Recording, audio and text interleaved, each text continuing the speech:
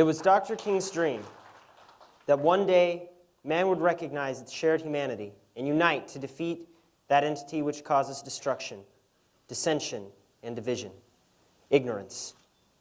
The living legacy that follows the actions of this great humanitarian is now, today, in our hands. In the words of Dr. King, the time is always right to do what is right. I say to you today, my friend,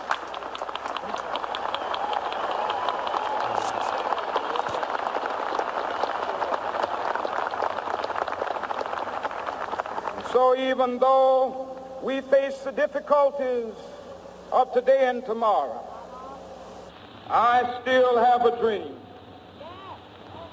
It is a dream deeply rooted in the American dream. I have a dream that one day this nation will rise up and live out the true meaning of its creed. We hold these truths to be self-evident, that all men are created equal.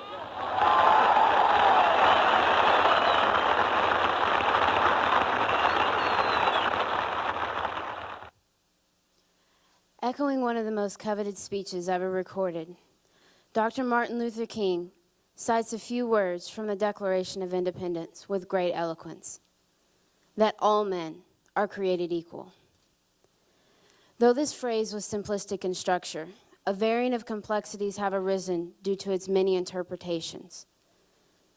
Imagine, go back in time, visualize a young, divided America in 1965, and see if you can hear the growing pains of our country. If you listen closely, you will hear. Hey, you! What are you doing at that restaurant? Ma'am, it's been a long day. I'm hungry. I'm just getting something to eat. Can't you read that sign? It says whites only. Of course I can read, ma'am. Then get out of here and don't be drinking at that fountain either. Jim Crow needs to go. What did you say? You heard me. We demand our civil rights. And we can't live like this. Who do you think you are? I'm an American, and we deserve the same rights as you. Son, you have no rights to make demands. This is a white man's world. You know what? The last time I looked, ma'am, this was a free man's world. Go back to where you came from. I'm from this city. You better get or you're gonna be sorry. Come over here and make me. Boy, I am gonna come over there and kick your... Stop! Stop!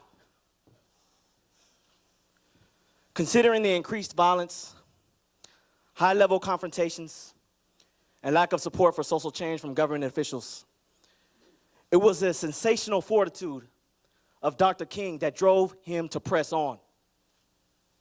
Convicted by his strong word in God, his strong belief in God, and exemplifying strong Christian values, Dr. King adopted the notions of turn the other cheek and love thy enemies.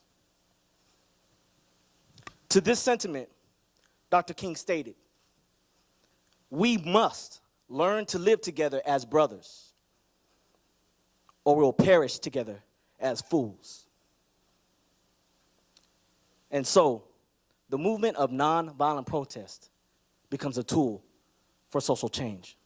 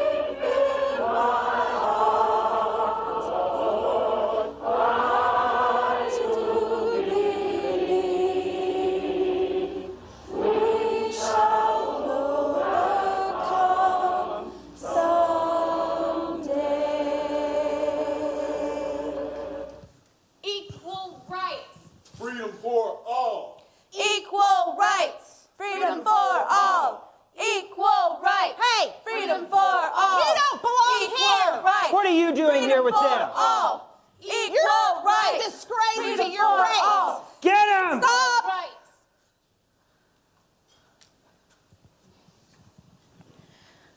This scene was witnessed and experienced by many at that time because of ignorance that perpetuated hate. Dr. King said, "Darkness cannot drive out darkness. Only light can do that." He said, "Hate cannot drive out hate. Only love can do that." And because Dr. King knew that darkness could only be conquered by love, he continued to preach, "Love your enemies." He said, "Stop. Stop the hate. Stop the violence. Stop the drama. Stop the ignorance." Based on the philosophy of Mahatma Gandhi, Dr. Martin Luther King preached change through nonviolent protests. He not only shared and advocated for peace, justice, and equality, but he shared a powerful vision of what can be if we all just came together. And so Jesus gave us a new norm of greatness. If you want to be important, wonderful.